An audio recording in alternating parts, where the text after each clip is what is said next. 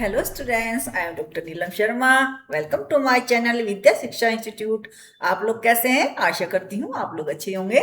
तो शुरू करते हैं आज का अपना सेशन। और आज की जो हमारा टॉपिक है वो है theories of personality. Theories of personality क्या है?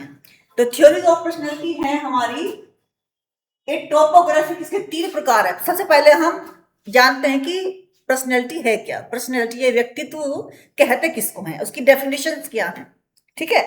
तो जो पर्सनैलिटी वर्ड है वो पर्सोना शब्द से बना हुआ है। लैटिन शब्द है पर्सोना, उससे बना है। इसका अर्थ जो जो होता है पर्सोना का, वो है कि जैसे थिएटर में जो एक एक्टर है वो अपने मुखौटा ओढ़ता है, यानी कि जो वो होता है वो तो होता ही है, लेकिन जो ऊपर से मुखौटा ओढ़ता है तो उसका वो होता है पर्सोना, यानी कि ऊपर से कुछ ना कुछ अपने आप को दिखाना। ठीक है, वो होता है पर्सोना। मास्क जैसे यूज कर लेते हैं, मास्क यूज कर लेते हैं ना, ऊपर से मास्क देखा होगा आपने, कई पिक्चरों में भी देखा होगा और वैसे भी देखा होगा। मास्क जो ओढ़ लेते हैं उसको बोलते हैं पर्सोना। ठीक है, लेकिन इसका वास्तविक अर्थ पर्सोना, ये तो हो गया शाब्दिक अर्थ, लेकिन जिसका ये वास्तविक अर्थ है वो ये पर्सोना नहीं है।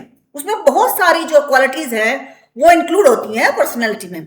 जैसे कि हम कुछ डेफिनेशंस पढ़ते हैं, उनके आधार पर हम अंदाजा लगाएंगे या मानेंगे इस चीज को कि पर्सनैलिटी न केवल पर्सोना ही शब्द जो मुखौटा से ही संबंधित नहीं है, बल्कि बहुत सारी इसकी डीप मीनिंग है पर्सनैलिटी की।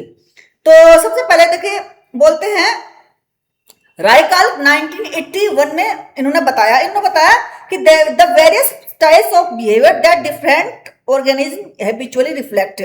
वेरियस, इनका कहना है कि जो बहुत सारे बिहेवियर एक व्यक्ति अपने जो बिहेवियर दिखाता है वही पर्सनैलिटी है। इनका कहने का मतलब है, राई चाक का जो कहना है 1981 में वो है कि डिफरेंट जो जो उनकी आदत पड़ जाती है, जैसे मान लीजिए अपना व्यवहार दिखाना है, हैबिचुअली रिफ्लेक्ट, वो हैबिचुअली जो उनकी आदत बन जाती है उसको जो दिखाते हैं, जो हैबिचुअली जो उनकी आदत पड़ जाती है उसका व्यवहार जो वो दिखाते हैं वही वास्तव में वे कहते हैं कि पर्सनैलिटी होती है। इनका कहने का मतलब है the various styles of behaviour that different organism habitually reflect. जो बहुत सारे स्टाइल दिखाते हैं, जैसे किसी का चलने का स्टाइल, किसी का बोलने का स्टाइल, कपड़े पहनने का स्टाइल, जो बहुत सारे स्टाइल दिखाते हैं, तो उन्हीं का मतलब है पर्सनैलिटी। इनका कहने का मतलब ये है 1981 में राय चाक इन्होंने कहा है। लेकिन दूसरे जो हैं विद्वान कहते हैं कि personality is a dynamic organisation inside the person of psychological system that create the person's characteristics pattern behaviour thoughts and feeling. इनका ये मैंने लिख दिया है यहाँ पर, आलपोर्ट जी ने कहा है personality is a dynamic organism या डायनामिक ऑर्गेनिज्म, मतलब कहने का इनका यह है कि personality is a dynamic organisation. Dynamic organisation है गतिशील, जिसमें बहुत सारी चीजें, ऑर्गेनाइजेशन का मतलब कि जिसमें बहुत सारी चीजें इंक्लूड होती हैं। और वो बहुत सारी चीजें कौन सी इंक्लूड होती हैं? जैसे थॉट्स, फीलिंग्स, इमोशंस, है ना, और जो है बिहेवियर, ये सारी चीजें, जो ये सारी विशेषताएं उस ऑर्गेनिज्म के अंदर जो है इंक्लूड होती हैं, उसको पर्सनैलिटी कहते हैं। आलपोर्ट जी ने ये कहा है।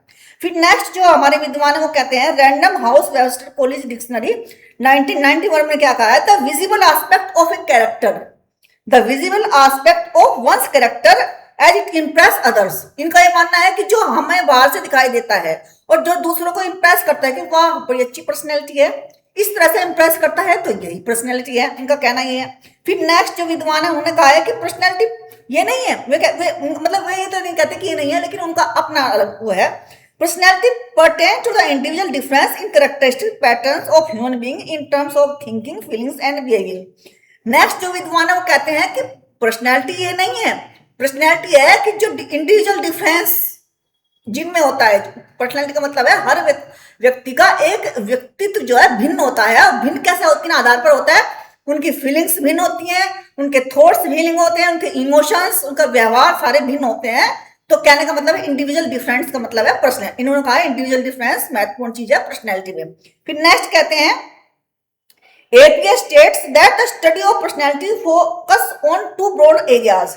दो फोकस, एपीए का कहना है कि दो जो ब्रॉड एस्पेक्ट है उन पर फोकस करती है पर्सनैलिटी। पहली, one is understanding individual difference, in particular इन्होंने कहा है कि इंडिविजुअल डिफरेंस इंपॉर्टेंट है, इस पर फोकस करती है। और दूसरा, पर्सनैलिटी कैरेक्टरिस्टिक सच एज सोशियलिटी और इरिटेबिलिटी। ये तो हो गया, यानी कि पहला एस्पेक्ट क्या हो गया इंडिविजुअल डिफरेंस का, कि सोशल होना, जो व्यक्ति बहुत सोशल है, इरिटेबिलिटी है। ये दो चीजें हैं एक व्यक्तित्व के एक व्यक्ति के व्यक्तित्व के। फिर the other is understanding how the various parts of person come together as a whole. और या तो एक तो ये हो गया, दो ब्रॉड एस्पेक्ट है। एक तो जो बहुत सारे जो हमारे जो कैरेक्टरिस्टिक्स हैं, जैसे मैंने बोला फीलिंग्स, इमोशंस, थॉट्स, बिहेवियर, ये आगे एक में। और एक ब्रॉड एस्पेक्ट ये है कि जो वो पर्सन है वो सोशल होना चाहिए। उसका क्या होना चाहिए? सोशेबिलिटी होनी चाहिए उसके अंदर, इरिटेबिलिटी होनी चाहिए, ये होने चाहिए। दो ब्रॉड एस्पेक्ट ये होने चाहिए, तभी ये व्यक्ति का व्यक्तित्व मतलब व्यक्ति का व्यक्तित्व तभी माना जाएगा कि बहुत अच्छा है जब ये क्वालिटी उसके अंदर हो।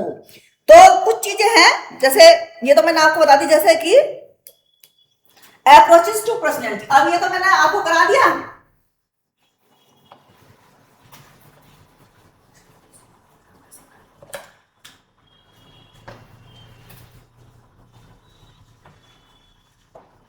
अप्रोचेस कौन सी? Approaches to personality, approaches to personality. ठीक है, कौन सा है? सबसे पहले तो है ट्रेट। ट्रेट क्या हो जाएगा? एक तो हो जाएगा हमारा ट्रेट, अप्रोचेस टू पर्सनैलिटी। इसमें एक तो ट्रेट आ गया, अप्रोच में ट्रेट आ गया। दूसरा आ गया हमारा इसमें टाइप, ट्रेट आ गया, इसमें आ गया हमारा टाइप। फिर एक आ गया हमारा, इसी के अंदर हो गया हमारा बिहेवियर।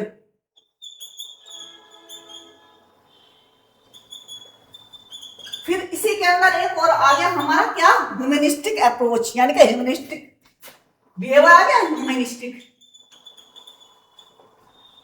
ह्यूमनिस्टिक अप्रोच हो गया। फिर एक और आ गया इसी में अप्रोच में, अप्रोच टू पर्सनैलिटी में आ गया हमारा साइको एनालिटिकल। साइको एनालिटिकल क्या आ गया? साइको एनालिटिकल, ये आ गया।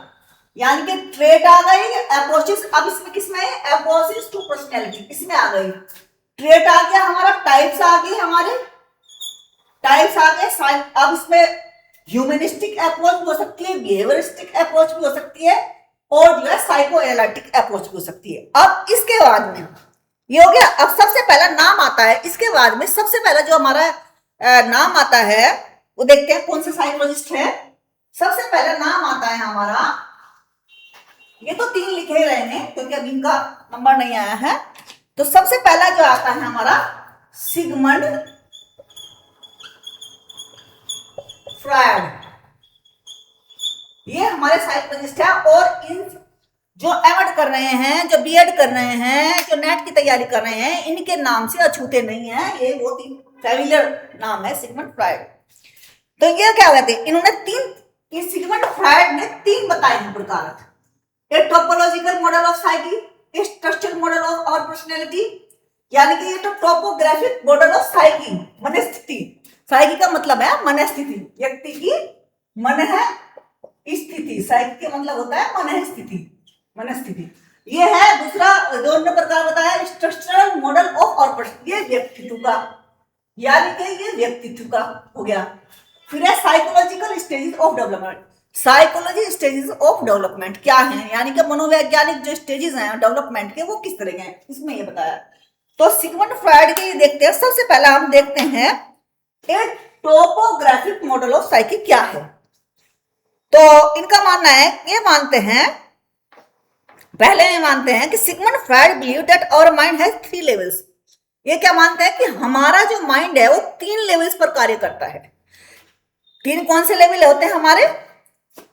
देखिए, पहला तो है हमारा ईड, दूसरा है हमारा ईगो, और तीसरा है हमारा सुपर ईगो। ये 3 लेवल्स हैं। कितने लेवल्स हैं? ये 3 लेवल्स हैं हमारे, जिन पर 3 लेवल्स हैं, id, ego and superego, जिस पर हमारा जो है क्या साइकी कार्य करती है, हमारी मनस्थिति कार्य करती है। तो किस तरीके से कार्य करती है? Sigmund Freud believe that our mind has 3 levels, conscious, subconscious, हाँ साइकी में है कॉन्शियस, कॉन्शियस वो तो उसकी है, ये जो मैंने लिखाए थे ये तो इसके लिखाए थे structure model of personality. Conscious, subconscious और अनकॉन्शियस। ठीक है, ये है। अब ये कार्य कैसे करते हैं? इस तरह कार्य करते हैं कि हमारा कॉन्शियस माइंड कैसे करता है, mind deals with the present information. किससे? हमारा जो अनकॉन्शियस माइंड यानी कि जो हमारा कॉन्शियस माइंड है किससे डील करता है? जो हमारा कॉन्शियस माइंड होता है, कॉन्शियस माइंड जो होता है, डील्स, कॉन्शियस माइंड किससे डील्स करता है? With present information. किससे करता है? जो प्रेजेंट इंफॉर्मेशन, जो हम अभी प्रेजेंट में इंफॉर्मेशन गैदर कर रहे हैं, तो उसमें हमारा काम कौन सा माइंड काम करता है? कॉन्शियस माइंड काम करता है। और जो है जितने भी हमारे थॉट्स होते हैं, नॉलेज हैं, एक्शंस हैं, सबके बारे में जिनसे हम अवेयर हैं, है ना। और जो हमारा सबकॉन्शियस माइंड है वो डील करता है, ये तो होगा प्रेजेंट में जो हम जानते हैं, जिनसे अब है हमारा सबकॉन्शियस माइंड। सबकॉन्शियस माइंड किससे डील करता है? विद इंफॉर्मेशन जो हमारे सरफेस पर है ना। जो हमारी जो इंफॉर्मेशन है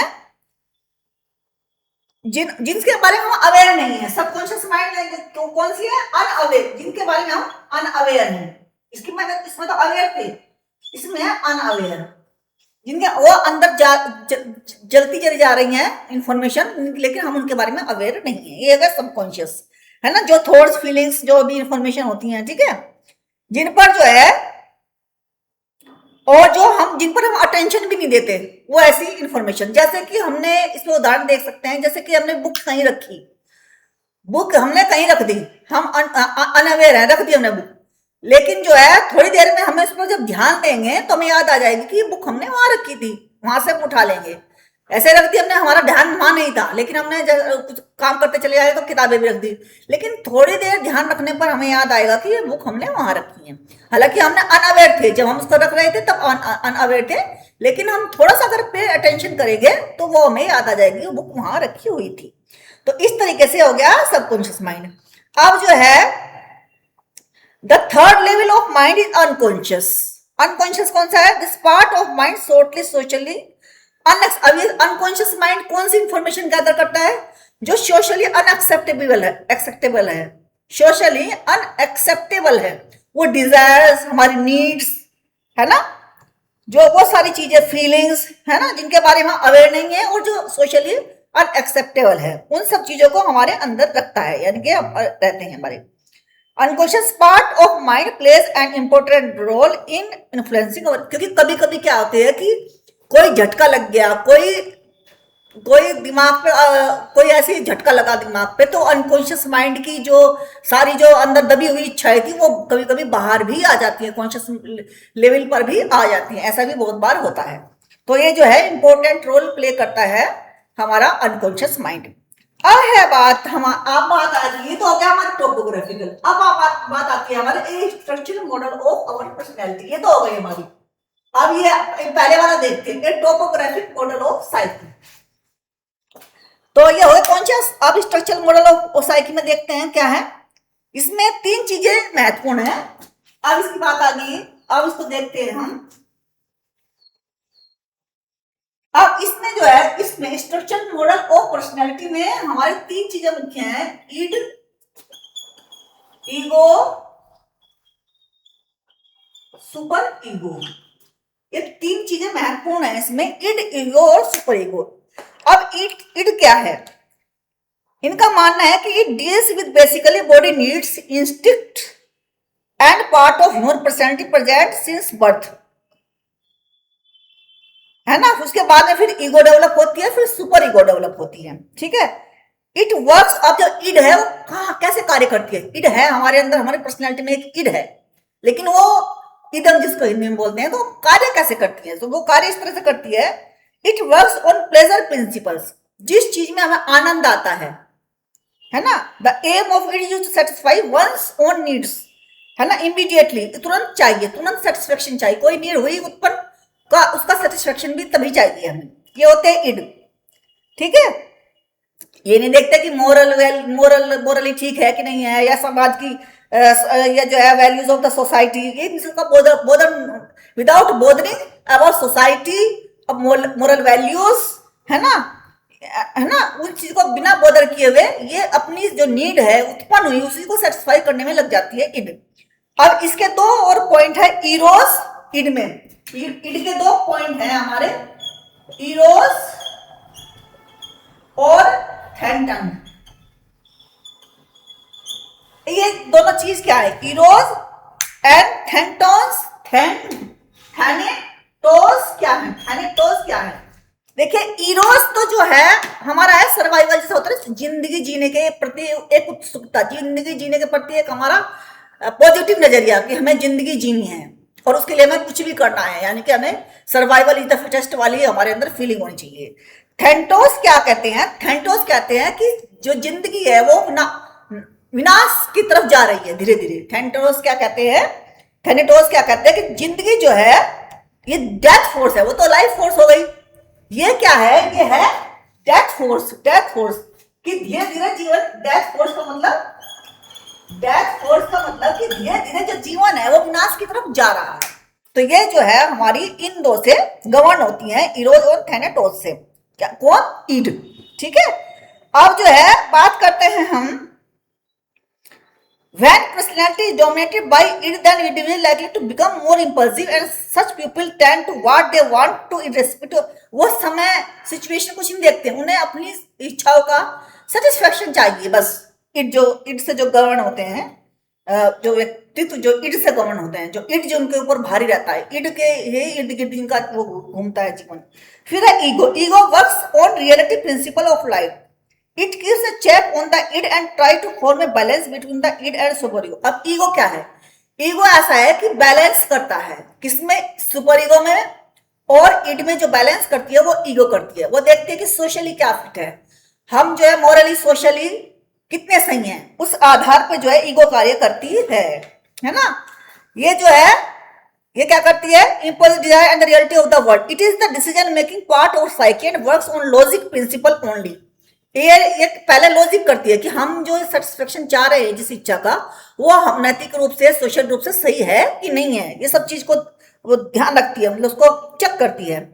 जो फ्रायड है states that ego is the part of the id which has been modified by the direct influence of the external world. बाहरी दुनिया से प्रभावित होती है, ठीक है, ईगो।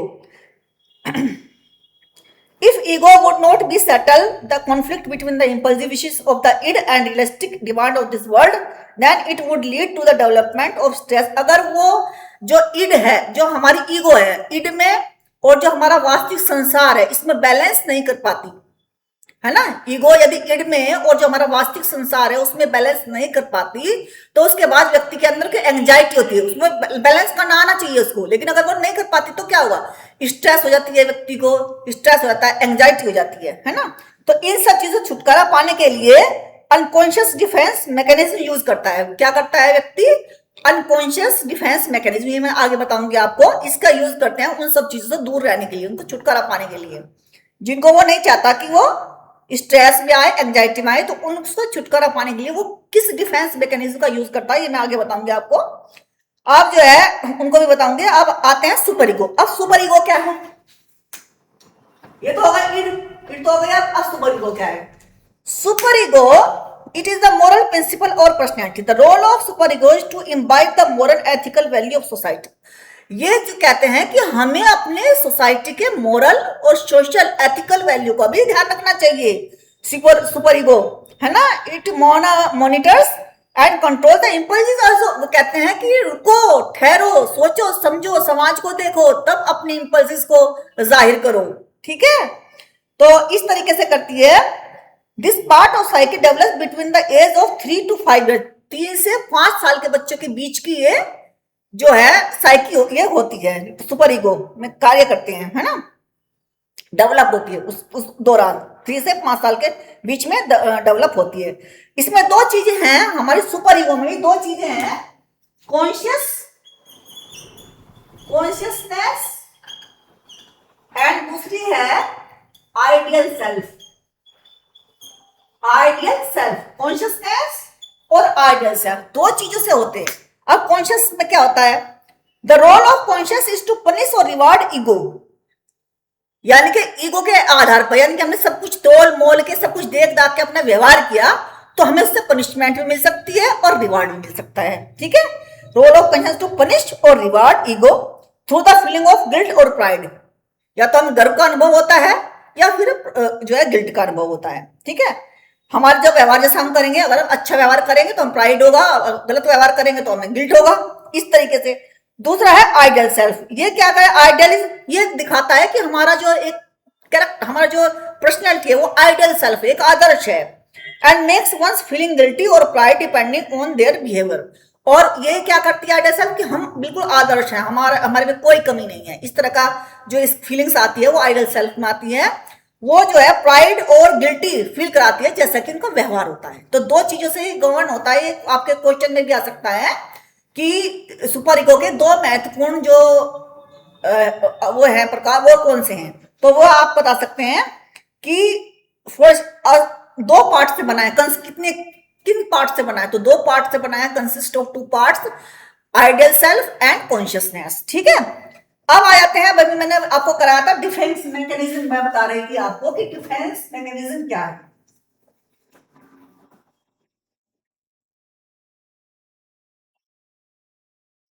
डिफेंस मैकेनिज्म देखते हैं।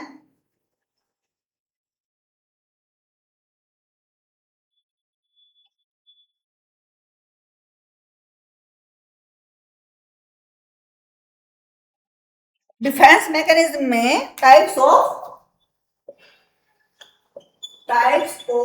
डिफेंस मैकेनिज्म,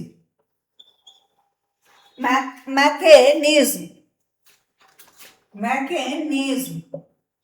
ठीक है, टाइप्स ऑफ डिफेंस मैकेनिज्म, तो सबसे पहला है इसमें रिग्रेशन। ठीक है, दूसरा है रेशनलाइजेशन,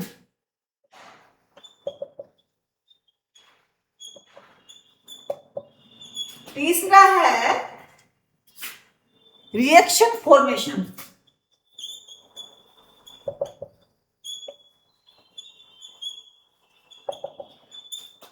फोर्थ है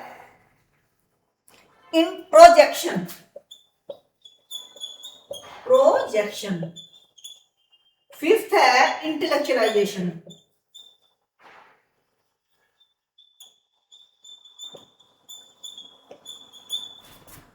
और सिक्स्थ है, हो गया, सिक्स्थ है डिनायल,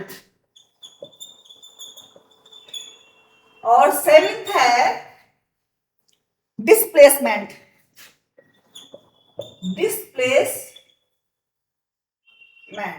तो ये है हमारे टाइप्स ऑफ डिफेंस मैकेनिज्म। ठीक है, अब इनका मतलब क्या है ना, 7 प्रकार हो गए, लेकिन इनका मतलब क्या है। सबसे पहला लेते हैं रिप्रेशन। रिप्रेशन क्या है, ये जो है रिप्रेशन क्या है, रिप्रेशन क्या है, रिप्रेशन का मतलब यह है कि excluding from conscious awareness those impulse, मतलब उन इंपल्सेस जो हमारी होती है ना, वो इंपल्स जो हमारी जो इंपल्स होती है, उन इंपल्सेस को जो excluding from conscious awareness those impulses और memories that are too frightened और पेनफुल, उन सब फीलिंग्स को उनको निकालना, बाहर करना, डिप्रेशन का मतलब है जो हमें दर्द देती हैं। ठीक है, उन सारी भावनाओं को बाहर निकालने कॉन्शियस माइंड से। मान लीजिए अभी मुझे दर्द दे रही है कोई कॉन्शियस माइंड, मतलब अभी प्रेजेंट में मुझे कोई चीज दर्द दे रही है, परेशानी पैदा कर रही है, तो उन सबको बाहर निकालना, ये होता है डिफेंस मैकेनिज्म की बात कर रहे हैं कि जब हमें ये सारी प्रॉब्लम्स घेर लें, इनसे बचाव का क्या तरीका है। डिफेंस मैकेनिज्म का मतलब है इनसे बचाव का क्या तरीका है यदि इस तरह की प्रॉब्लम्स हैं। तो सबसे पहले तो उन जो मतलब दुख दर्द की बातें उनको निकाल दीजिए बाहर। फिर है रेशनलाइजेशन, अब रेशनलाइजेशन क्या है, जो चीजें आपको परेशान करती हैं उनको लॉजिकली आप कसौटी में कसिए। कहने का मतलब है sociological desirable motives to what we have done so that we have to act it rationally, मतलब उनको जो है लॉजिकल उस पर आप रखिए तब अगर लगता है कि लॉजिकली ये सही नहीं है तो उनसे आप छुटकारा प्राप्त कर लेंगे। फिर रिएक्शन फॉर्मेशन, अब ये क्या है, concealing a motive from our self by giving strong expression to the opposite motive, यानी कि रिएक्शन फॉर्मेशन का मतलब ये है कि जैसे कोई चीज आपको दर्द दे रही है तो उसकी जो अपोजिट, यानी कि आपको जो कोई आप दर्द भरे गाने सुन रहे हैं या दर्द भरी कोई चीज मूवी देख रही हैं और आपको परेशानी पैदा कर रही है, तो आप उसको अपोजिट, यानी कि आप जो है आप दर्द में है तो आप क्या करें कि अच्छे अच्छे जो मनोरंजन जो साधन है उनका यूज कीजिए। कहने का मतलब इनका रिएक्शन फॉर्मेशन ये है। प्रोजेक्शन का क्या मतलब है, अब ये जो प्रोजेक्शन है, प्रोजेक्शन का क्या मतलब है, assigning our own desirable quality to others in exhaustive bounds, यानी कि अपने आपको ये दिखाना कि हम बहुत खुश हैं, इस तरह का अपने आप को दिखाना। assigning our own undesirable quality to others in exhaustive amounts, जो अनडिजायरेबल क्वालिटीज हैं उनको ऐसे दिखाना, बढ़ा चढ़ा कर दिखाना, वो आपकी जरूरत भी नहीं है उन क्वालिटीज की, लेकिन दूसरों को दिखाना कि हम बहुत खुश हैं। मतलब कहने का मतलब है कि आप दूसरों को ऐसा प्रोजेक्ट करना कि हम बेहद खुश हैं, अलग चाहिए भी हैं, तो ये प्रोजेक्शन भी अंतर्गत आ जाता है। अब इंटेलेक्चुअलाइजेशन क्या है, इंटेलेक्चुअलाइजेशन क्या है, attempting to gain detachment from stressful situation by dealing with its abs, जैसे कि हम इंटेलेक्चुअल, मान लीजिए हम बहुत सारे दर्द में हैं, दुख में हैं, तो इसको दूर करने का क्या उपाय है कि हम अपने ज्ञानात्मक स्तर को ऊपर उठा लें। हम ऐसे बड़े बड़े संतों की, बड़े बड़े उनकी जो मतलब जो हम प्रीचर्स होते हैं उनकी जो हमारी जो हमें जो शांति प्रदान करे, ऐसी ज्ञानात्मक बातों को सुनना शुरू कर दें, तो ये होता है इंटेलेक्चुअलाइजेशन। फिर है डिनायल, कि जैसे मान लीजिए डिनायल का मतलब कि मान लीजिए प्रेजेंट में हम दुख में है, डिनायल का मतलब प्लान करना, दुख में है, अभी दुख में है तो हम क्या करते हैं उस जो स्थिति है उससे क्या करेंगे, और denying that N unpleasant reality exist, जो वास्तव में तो दुख का तो वातावरण है लेकिन उसको डिनाई करना, नहीं नहीं हम तो सुखी हैं, दुखी है, परेशानी वाली बात आ गई है, ऐसी कोई घटना घटित हो गई है जिसमें हम दुखी है, लेकिन फिर भी उस चीज को मना करना कि नहीं हम दुखी नहीं, हम प्रसन्न हैं। इस तरह से डिस्प्लेसमेंट, डिस्प्लेसमेंट का मतलब क्या है, डिस्प्लेसमेंट का मतलब क्या है, directing A motive that can not be grafted in one form into another channel, directing A motive है ना, कुछ ऐसे मोटिव को इस तरीके से डायरेक्ट करना कि वो मान लीजिए इस एक तरीके से तो हमें दुख दे रहा है, लेकिन हमें उस तरीके से डायरेक्ट करना है उस मोटिव को कि दूसरे चैनल पे इस तरीके से डायरेक्ट करना है जिससे कि वो संतोष दे सके। अगर एक तरीके से हमें कोई चीज दुखी दे रही है तो हम उसको क्या करेंगे, directing A motive that can not be grafted in one form into another channel, दूसरे चैनल से चला जाए, वो दूसरे तरीके से चला जाए, वो ये दूसरे तरीके से वो चला जाए, directing A motive that can not be grafted in one form into another, इस तरह से डायरेक्ट करना मोटिव को कि वो जो है जो अगर हमें एक रूप में संतोष नहीं दे रहा है तो दूसरे चैनल से वो चला जाए, क्योंकि अगर संतोष नहीं दे रहा हम नहीं चाहेंगे कोई परिस्थिति हमारे साथ रुकी रहे, हम चाहेंगे वो किसी तरह दूसरे तरीके से वो निकल जाए। जैसे कि मान लीजिए हम हमें कोई झटका लगा या कोई दुख दर्द की घटना आई तो हम क्या करते हैं, दूसरे आंसुओं के द्वारा हम चीज को बहाना शुरू कर देते हैं, तो ये हो गया आपका डिस्प्लेसमेंट, दर्द आया लेकिन हमने उससे आंखों के जरिए उसको जाने दिया। ठीक है, तो ये हो गए हमारे जो है आपको पर्सनैलिटी थ्योरी और पर्सनैलिटी पढ़ा दिया। अब एक और रह गए कि Freud's psychological sexual stages of development. Next हमारा टॉपिक क्या होगा, Freud's psychosexual stages of development, ये मैं कराऊंगी आपको। ठीक है, और फिर क्योंकि छोटा ही टॉपिक है ये, उसके बाद मैं आपको कुछ क्वेश्चंस भी कराऊंगी। ठीक है, उसके बाद मैं आपको थोड़े क्वेश्चन भी कराऊंगी, इससे संबंधित पर्सनैलिटी से संबंधित कराऊंगी, कुछ कॉग्निटिव से संबंधित कराऊंगी, है ना, कुछ डेवलपमेंट से संबंधित कराऊंगी, कम से कम 10-15-20 क्वेश्चन, 15-20 क्वेश्चन इन्हीं टॉपिक से, छोटे छोटे टॉपिक से, इन्हीं से संबंधित क्वेश्चन मैं कराऊंगी आपको। ठीक है, तो तब तक के लिए bye bye, respect your teachers, respect your parents, और अपनी सेहत का ख्याल रखिए, और यूजीसी नेट की तैयारी इतनी अच्छे से कीजिए कि आप एक ही बार में अपनी जो है नेट को क्रैक कर लें। तब तक के लिए बाय बाय।